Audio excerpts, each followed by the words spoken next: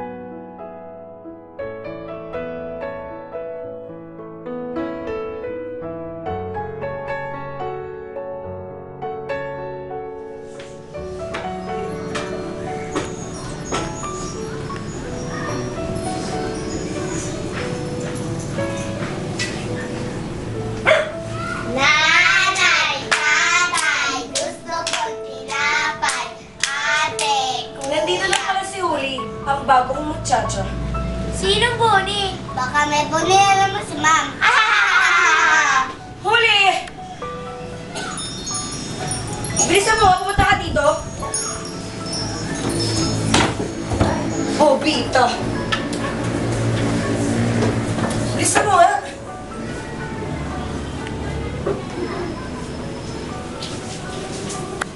Bakit po, Madam? Kasi wala ngayon. Dito ka natitira. Dito po? Hindi, baka doon. Pagsisilbihan mo ako at magiging muchacha ko. Maliwanag ba? Pagsisilbihan? Hindi pagsisilbihan. Sigurado po ba kayo? Huh? Oo nga. Bilisan mo, di ko muna ako ng pamaypay. Ako'y binabalas. Kung gayon, ako pa rin dito natitira.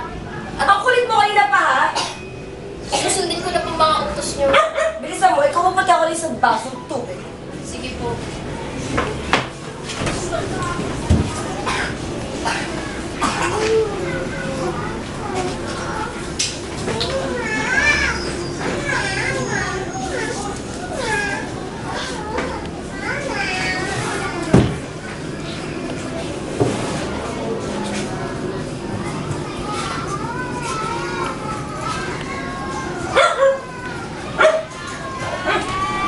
Madam!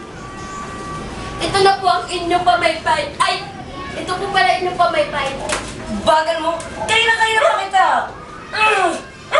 Nakakainis ka na. Kanina pa kita inutos. Hindi ka na tumatay, ha? Pagpaumatin nyo na po, hindi ko po kasi alam itong bahay nyo. Wala akong pakialam. Kailangan ko ng tubig. Bakit ba ang tubig ko, ha? Pasensyahan nyo na po. Ano ba? Kanina ka pa. Narinig din ako. Tuloy na inom mo. Ano ako tapos iinumin mo?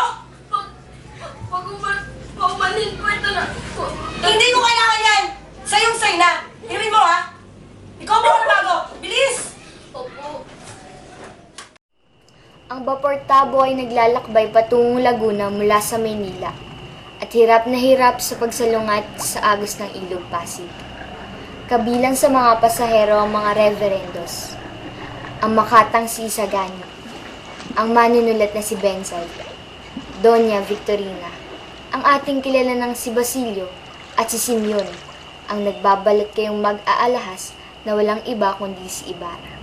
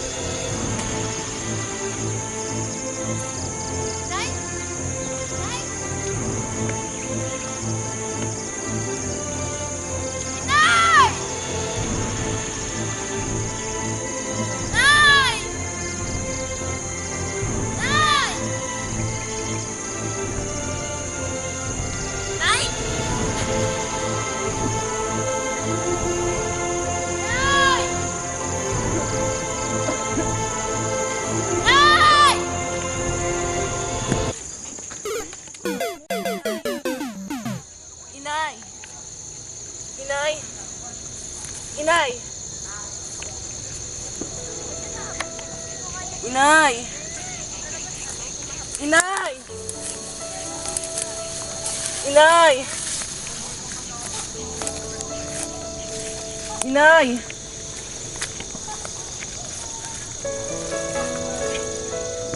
Inay!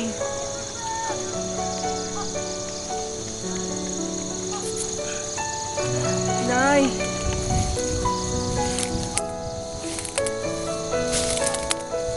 Inay! Saan ba ang putot nyo? Inay!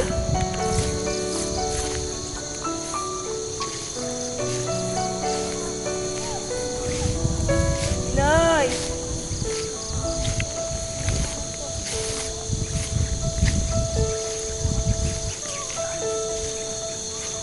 Oh, ito naman pala naman. Nay! Nay! Nanay! Mother? Mommy? Mamita?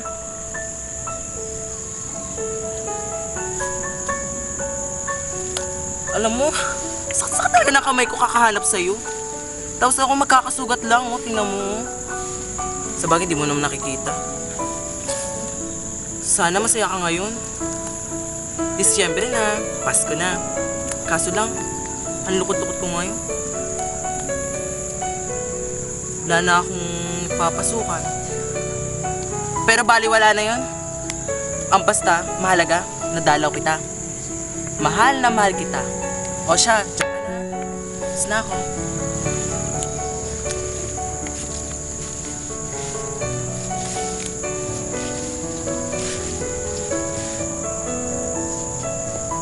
Sino kaya?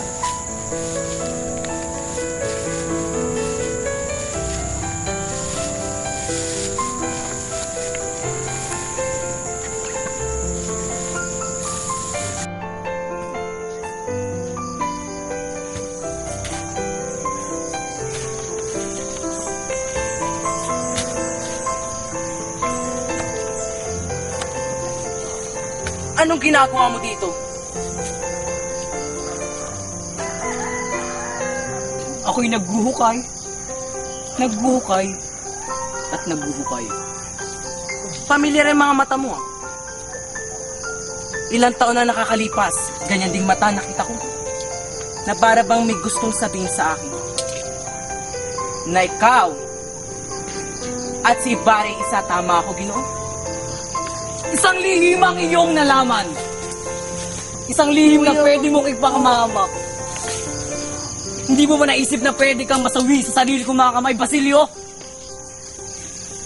Nandito ako at bumalik upang dakilain ang aking kaibigan at ipagpatuloy ang kanya na simula na paghihimagsik. Ang baho. Paghihimagsik! Tama na. Paghihimagsik!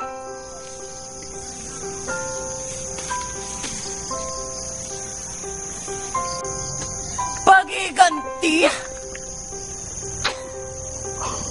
May sinabi ba akong paghihiganti? Teka, tingnan natin. Paghihimagsik, paghihiganti, paghihimagsik, paghihiganti, paghihimagsik, paghihiganti, paghihimagsik, paghihiganti, paghihimagsik, at paghihiganti. Tama ka. Galing mo ah. Pagiganti? Bakit? Mabubuhay ba ng pagiganti? Nihibla ng buhok ng aking ina't kapatid? Hindi naman, di ba?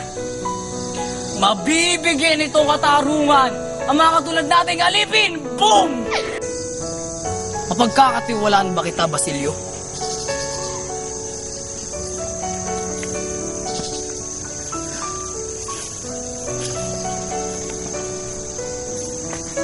Basilio, nasa iyo kung itatago mo ang lihim. Subalit sa sandaling magbago ka ng pasya, puntahan mo ako sa aking tinutuluyan sa eskolta. Hinimok ni Simeon ang binatang maghiganti. Pero tumanggi si Basilio sa dahilang nais niyang makatapos ng pag-aaral.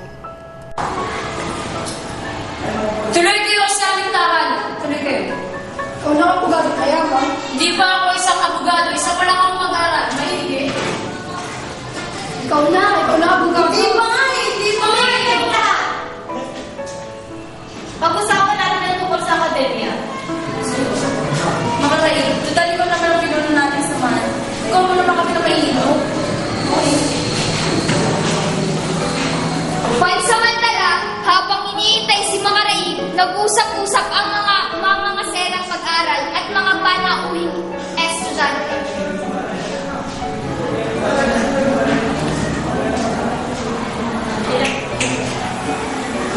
Magandang araw po sa inyo. Kamusta na po ba ang aming inilalakad na akademya? Maganda ang binabalak niyo. Ina-approve namin ito. Ilalakad po namin kayo kapag namin nilay. Maraming salamat po. Dumating si Makaraig na nagbilo at doon sa mga binalita na, yes po! Wow! Magulas dili ka.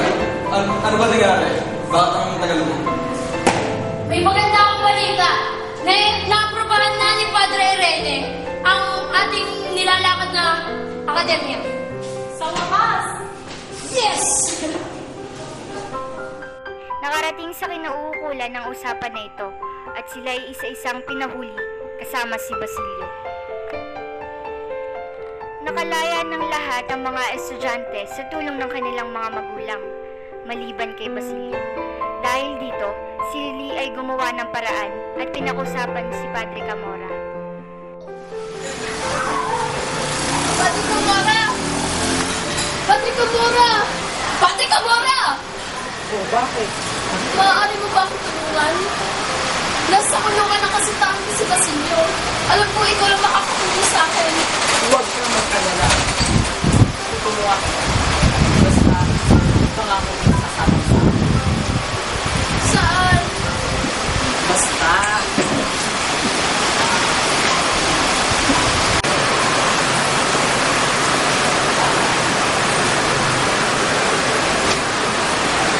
Saan po tayo pupunta? Basta sumama ka sa akin. Bakit po dito? Ano po yung gagawin niyo sa akin? Huwag ka nang mag-atubay yung tumakas. Bakit po? Wala ka nang matatakbuhan. Gagawin ako sa iyo.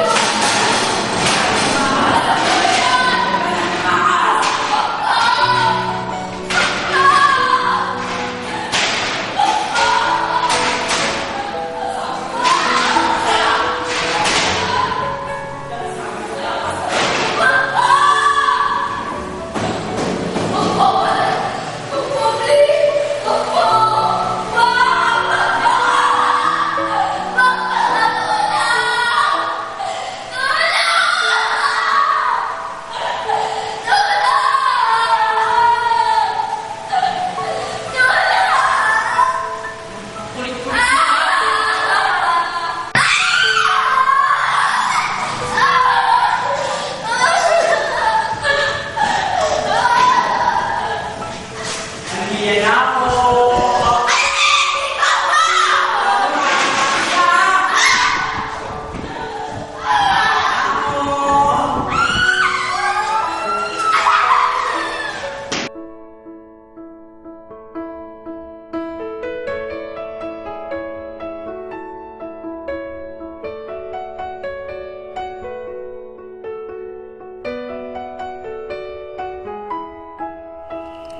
Ang lampara ay magbibigay ng isang maningning na liwanag, ngunit pagkaraan ng 20 minuto ay lalamlam at sa gayon kapag tinangkang itaas ang mitsa ay puputok. Kasabay sa pagsabog ang mga pulburang nakatago sa mga sahig at bubong ng silid kainan. Kailangan daw ang lahat ng duwag at walang lakas ng loob upang mabago ang lipi. Ang amang duwag ay walang iaanak, kundi mga alipin at walang kabuluhan. Ang magigiba kung magtatayo uli at ang gagamitin ay ang mga bulok na sangkap. Nag-iisip si Basilio kung anong kanyang magagawa hanggang sa sumapit ang kalagim-lagim na sandali. Malapit nang mag-ikapito ng gabi. Ang pag-aalala sa lampara ang gumigiit sa kanyang isipan. Hindi niya alam kung saan magsisimula ang gulo. Libangan ni Padre Florentino ang pagtugtog ng armonium sa kanyang tahanan sa may baybay dagat. Kaaalis lamang ng kanyang kaibigang si Don Tiburcio de Espadanya. Dumating si Simeon sa lugar na ito 2 araw na ang nakalipas. Duguan, mapanglaw, hinang-hina, at may pasan na maleta. Napagluho rin niya na uminom ng lason si Simeon. Maraming ipinagtapat si Simeon sa pari. Gabi na nang matapos ang pagtatapat na ito. Kabilang sa ipinagtapat ay ang kanyang balak na paghihiganti. Sinabi ng pari na pinatatawad ng Diyos ang mga nagkakamali. Ipinaliwanag niya na hindi mabuting kaparaanan ang ginamit ni Simeon, sapagkat pinalusog nito ang kabulukan sa bayan nang hindi naghasik ng anumang mithiin. Tinanggap ni Simeon ang kanyang pagkakamali. Patay na ang may sakit na makita niya muli ito. Pinagmasdan at nabakas sa mukha ng bangkay ang matinding hapis. Ang sakit ng isang buong buhay na walang saysay. Nataglay niya hanggang kamatayan.